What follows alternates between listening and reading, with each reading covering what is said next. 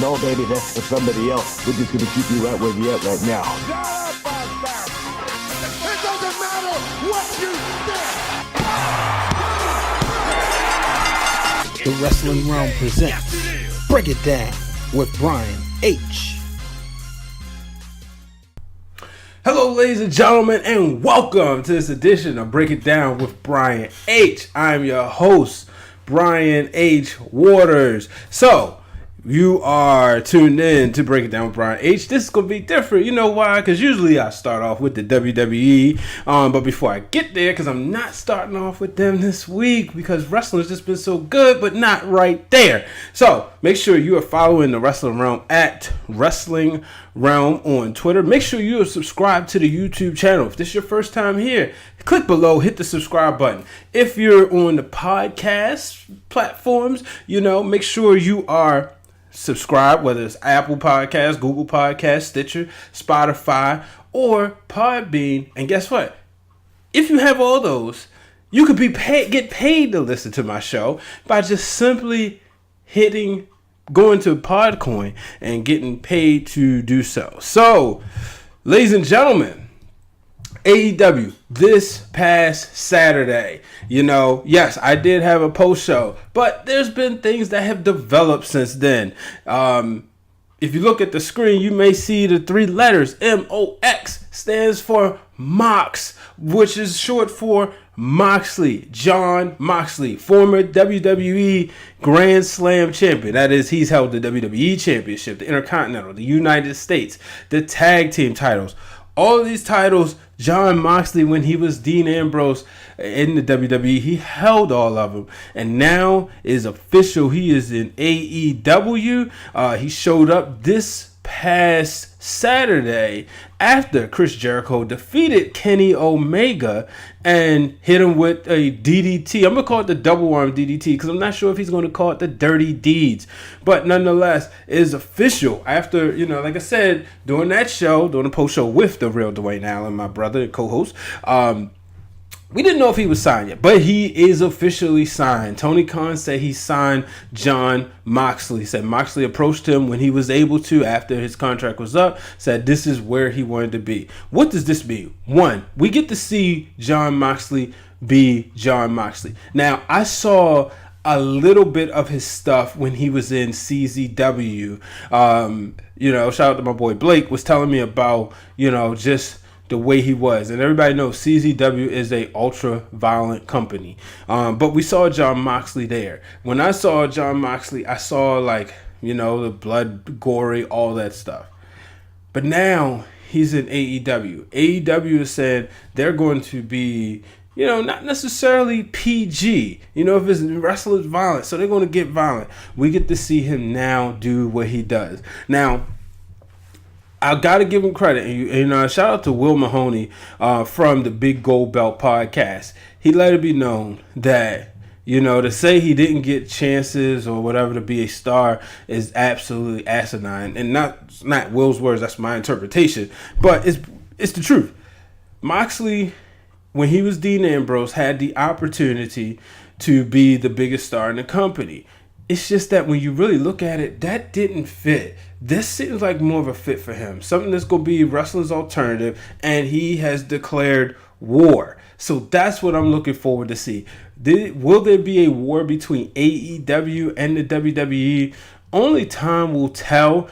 Of course, I'm not ready to say that they're competition, but I will say for wrestling fans, we win.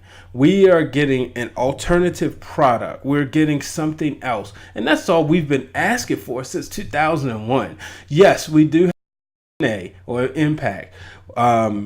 We also have, excuse me, we also have New Japan Pro Wrestling. We also have Ring of Honor Wrestling.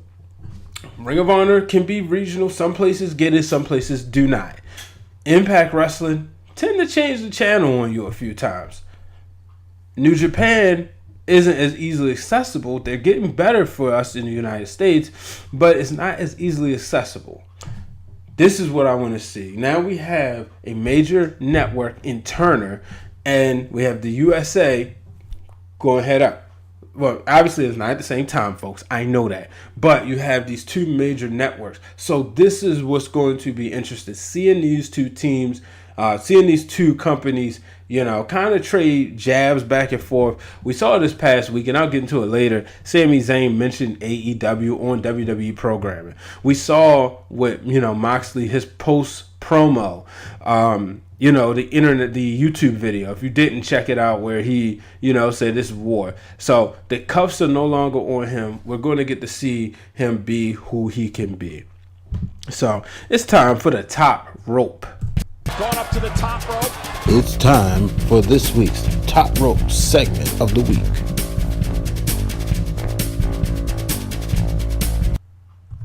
Ladies and gentlemen, the top rope this week is Cody versus Dustin. By far, one of the best matches I've seen all year. If you ask me my top three, it's Kofi versus Daniel Bryan, Cody versus Dustin, AJ Styles versus Seth Rollins. Those are my favorite three matches. Yes, I know, folks, there were some great matches at some of the NXT pay-per-views. Adam Cole versus Johnny Gargano for one. But, just the storytelling in this one from start to finish. Just some of the little things. I went back and I watched this match again. So I watched it live, but I had to go back and watch it again. And something as simple as when Dustin was getting ready to look like the Shattered Dreams, how Cody was able to remove the ropes remove the turnbuckle right there. And I'm pretty sure somebody's done that before, but it's the little things. Dustin doing everything he could to put his little brother away, but he couldn't. Brandy Rhodes getting involved, look, you may be my brother-in-law, but that's my husband, and I'm going to do what I got to do to help him win. And then getting her removed so she was in the match involved, but not too long. This match was just phenomenal. But can we talk about how it started? Cody coming out there with the chair, with the skulls, and he said it wasn't a shot at Triple H, as more of it was a shot to say, I'm not done wrestling. I'm not going to wear a corporate suit. Only time I'm going to tell. But like I said, this is my top rope this week. I'm excited to see what happens with AEW. I cannot wait until we get Cody on a regular basis. Cody, and then after the match, Cody and Dustin Rhodes will take on the Young Bucks at their next big show. So I can't wait for that. I really can't wait until they get on weekly programming, because I think that's going to be good. Just having an alternative product. But let's get into it. WWE, man, this week. So one thing that was very interesting was Brock Lesnar coming out there teasing Seth Rollins and Kofi Kingston again. He went out there and said, look, he said he was going to make his announcement. But when Paul Heyman started reading over the rules and the guidelines for the Money in the Bank contract, and then he said a year, and you saw Brock Lesnar's say, wait a minute. And then he said, I got a year to cash this in, and he slapped Paul Heyman with the papers. It was phenomenal, because people are saying, well, why doesn't Brock know that? Think about this, folks. Why would Brock know? He's been WWE Universal Champion or WWE Champion, so there's no reason for him to know anything about the details of the Money in the Bank contract. After all, he's part-time. He only comes to the show when he has to work. He doesn't know the rules of the Intercontinental title or the King of the Royal. He probably barely knows the Royal Rumble winner rules. All right, I'm exaggerating there because he won one. But the Money in the Bank is a briefcase he's never held before. It made total sense for him not to know. So guess what? It didn't bother me one bit. I thought it was hilarious. I thought it was hilarious that he was out there bopping to the music and whatnot. So this is going to be fun. I'm interested to see where they go with this. But Brock is Brock, man. But I'm getting ready to go ahead and take my first break. Let you know how you can get paid to listen to this show. Hey, everybody. I hope you enjoy listening to Break It Down with Brian H. Y'all know, not only do I do a podcast, but I also consume a lot of podcasts. Chances are that if you're listening to my show, I'm listening to yours too. But this is where I'm listening. I'm actually listening on Podcoin. Did you know you could actually get paid just for listening to this podcast? I know it sounds insane, but it's actually true. just discovered this app called Podcoin, and it literally pays you to listen to podcasts. Here's how it works. You listen to podcasts and you earn Podcoin while you listen. Then you turn that Podcoin in for gift cards at places like Amazon or Starbucks. Or if you're a good person, you can even donate that Podcoin to charity. The more you listen, the more you earn. So here's what you do. Download the app right now on iPhone or Android, and I have a special code for you. Simply use the code Wrealm, and you will get 300 Podcoin just for signing up. And if you listen to enough of us on there, you could get a cappuccino at Starbucks or an Amazon gift card on us. So go ahead and go listen to this podcast on, or virtually any podcast on Podcoin. Sign up with the code Wrealm. I swear it'll change how you listen to podcasts. And I'm back, ladies and gentlemen. So make sure you are downloading Podcoin to your product. So if you listen to this podcast, why not get paid for it? And guess what? For a limited time, you get extra points for listening to my show. So thanks for all my supporters out there. Thank you for listening. So let's get right into it. Back, Roman Reigns. So we know we're going to see Roman Reigns versus Shane McMahon coming up. But shout out to my boy Lance Anoa'i, who was on Monday Night Raw this week. If you go on the Wrestling Realm YouTube channel, you will see an interview that I had with Lance years ago. So make sure you check that out. This was, man, back when I was kind of getting started with this Wrestling Realm stuff, and Lance was here in Maryland at Maryland was MCW Pro Wrestling at the time. It was Maryland Championship Wrestling. So I've been, me and Lance have been cool since 2012. Been a huge fan of his, so definitely glad to see him on Monday Night Raw. But he took on Shane McMahon, and then he got beat up afterwards, and Roman came to save the day. And the thing they're going with is just beating up Roman's family. And Shane McMahon talked about all the mistakes that Sika made, Roman's father, and Vince McMahon covered up for him. So I thought that was interesting, bringing the family dynamics. You have two powerful families, the McMahon family and the Anoa'i family. Bring them in together. I like the interesting twist that they have taken with this storyline. This past Tuesday on SmackDown, we saw him come out and tease again, and then R-Truth got involved. So I didn't watch SmackDown. I was on Rolling with Ramos. Make sure you check out that show.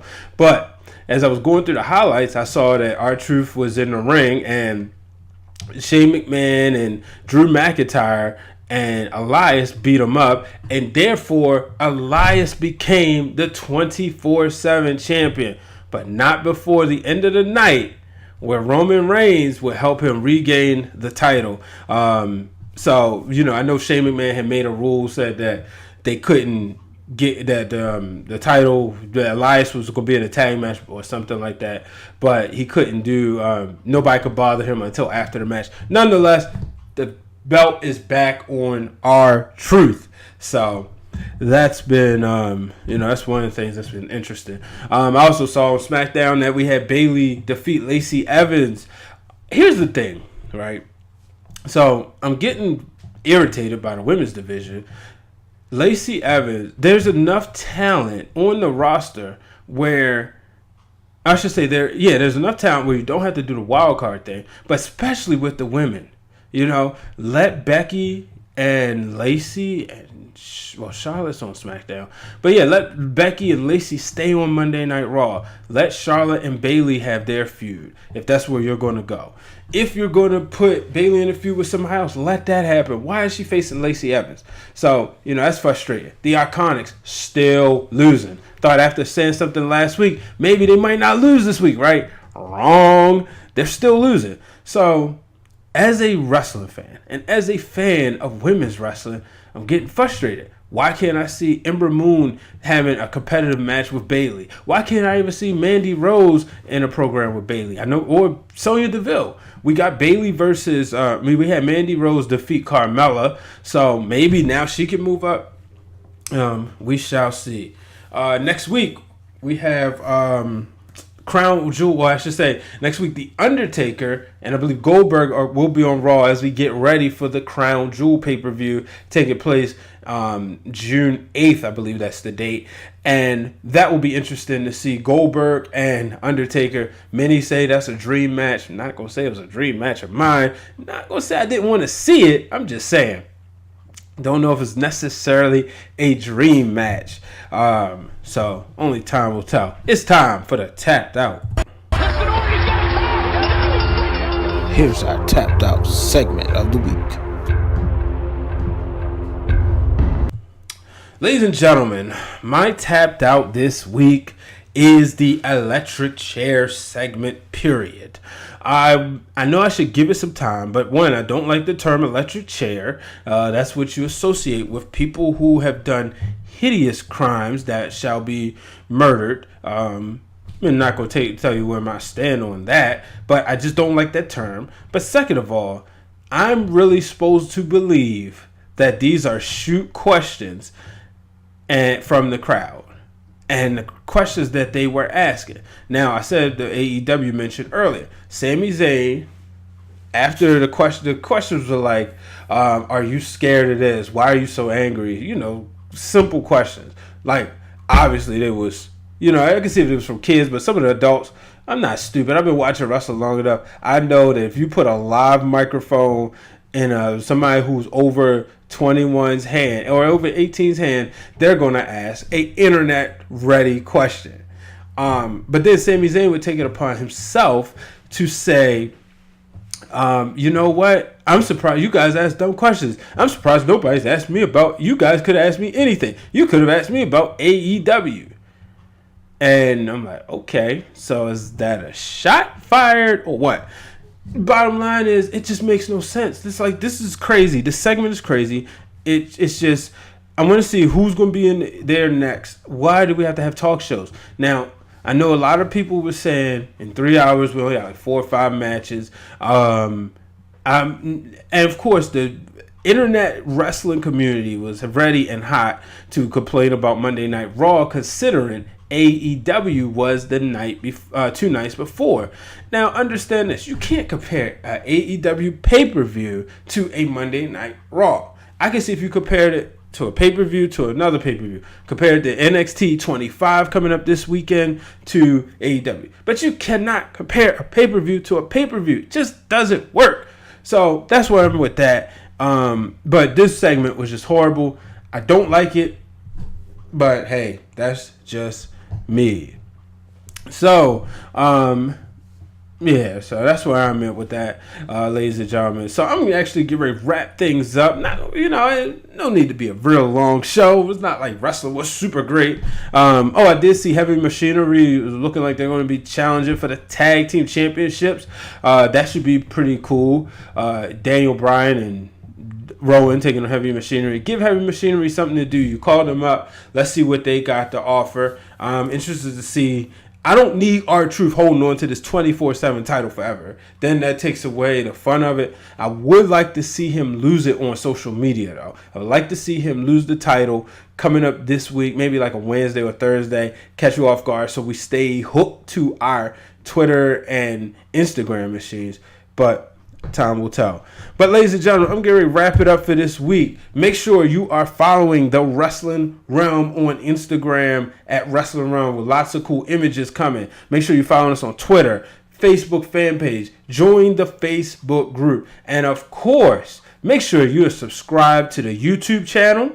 Make sure you have subscribed to us on all places you can get your podcast from. Drop a comment on YouTube. Drop a comment on iTunes or Google Podcasts. If you do a Google Podcast, I ain't gonna lie, I don't have a Google phone, so send it in, and I'll definitely give you a shout out. But Stitcher, Spotify, you name it, drop a comment, rate, and subscribe, and comment. Let me know what you think about this show. Shout out to all my loyal listeners. I appreciate you. I appreciate you taking the time out of your day, out of your schedule to listen to the show and to interact with me, to let me know your thoughts, especially when you agree or even more when you disagree. It's fun. It all makes for a great conversation. Until the next time, folks, I am Brian H. Waters. So long, everybody. Thank you for tuning in to this week's episode of Break It Down with Brian H. Hit the subscribe button and turn on the bell so you get notified every time the Wrestling Realm posts new content.